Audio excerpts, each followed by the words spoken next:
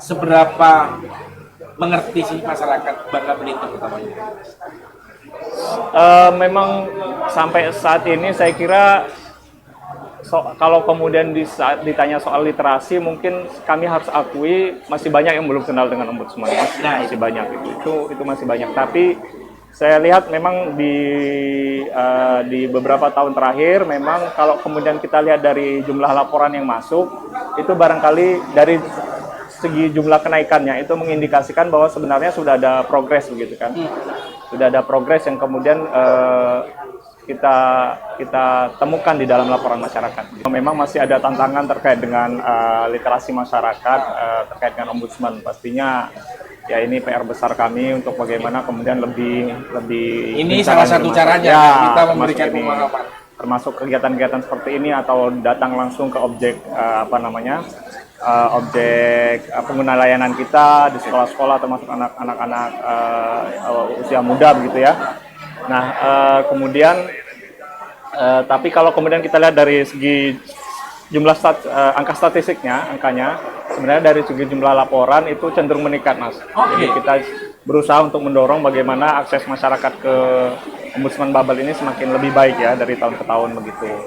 Nah, walaupun tentunya kalau kemudian kita ini kalau mau mendorong orang untuk melapor ini kompleks, Mas ya. Ya, ini sebenarnya ini unik, Mas. Kalau pengalaman saya ya dan pengalaman teman-teman di Ombudsman Babel juga, mereka sebenarnya masyarakat ini sebagian merasakan ada masalah begitu ya dalam pelayanan publik yang terkait dengan kepentingan mereka begitu. Tapi belum tentu kemudian dia mau melapor, Mas. Kenapa? Ya banyak sebabnya, nggak enak begitu ya. Itu atau kemudian takut, itu kemudian juga masih menjadi masih menjadi apa namanya salah satu bahan pertimbangan.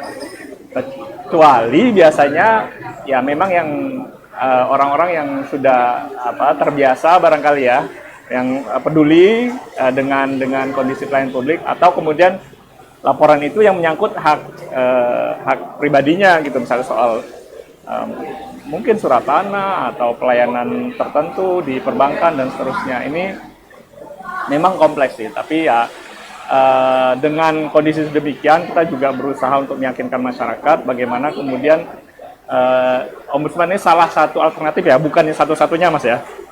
Salah satu alternatif saja. Jadi kita berupaya dulu di sini bagaimana kemudian kita bisa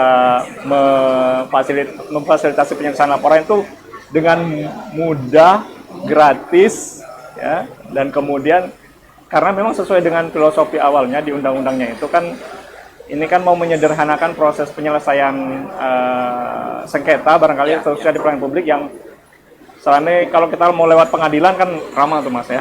Nah, kalau di ombudsman kan kemudian relatif lebih cepat gitu, walaupun kemudian memang kita dalam setiap proses penyelesaian laporan itu ada tantangannya sendiri-sendiri begitu kalau kita bicara soal waktu.